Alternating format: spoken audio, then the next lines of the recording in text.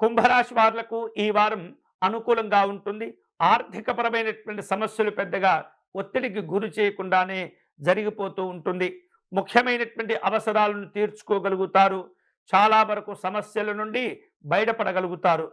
ఈ వారం ఉద్యోగపరంగా చూస్తే కనుక అధికారుల విషయంలో జాగ్రత్తగా ఉండాలి.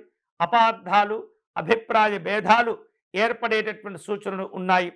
అటువంటి అభిప్రాయ భేదాలు రాకుండా అందరినీ కలుపుకుంటూ వెళ్ళండి. లేదా ముఖ్యమైనటువంటి విషయాలు మీ ఉన్నతాధికారులకు ముందుగానే తెలియచేసేటటువంటి ప్రయత్నం చేయండి. నిరుద్యోగుల యొక్క ప్రయత్నాలు అన్నీ కూడా సఫలీకృతమవుతూ ఉంటాయి. మంచి మంచి అవకాశాలతో కూడిన ఉద్యోగాలను సంపాదించుకోగలుగుతారు. వివాహాది ప్రయత్నాల్లో మంచి స్పందన ఏర్పడుతుంది. చక్కని పరిచయాలు కూడా ఏర్పడుతుంటాయి. శుభ కార్యక్రమాలు నిశ్చయమవుతూ ఉంటాయి. ప్రముఖులతోటి ఈ వారం కుంభరాశి వాళ్లకు పరిచయాలు ఏర్పడుతుంటాయి. వృత్తి ఉద్యోగాల పరంగా గతం కంటే మెరుగైనటువంటి స్థితిగతులు చక్కగా సాధించుకోగలుగుతారు.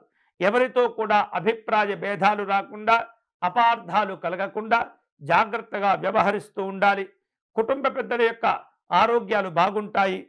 కుటుంబ పరంగా ఆశించిన శుభవార్తలు వినగలుగుతూ ఉంటారు.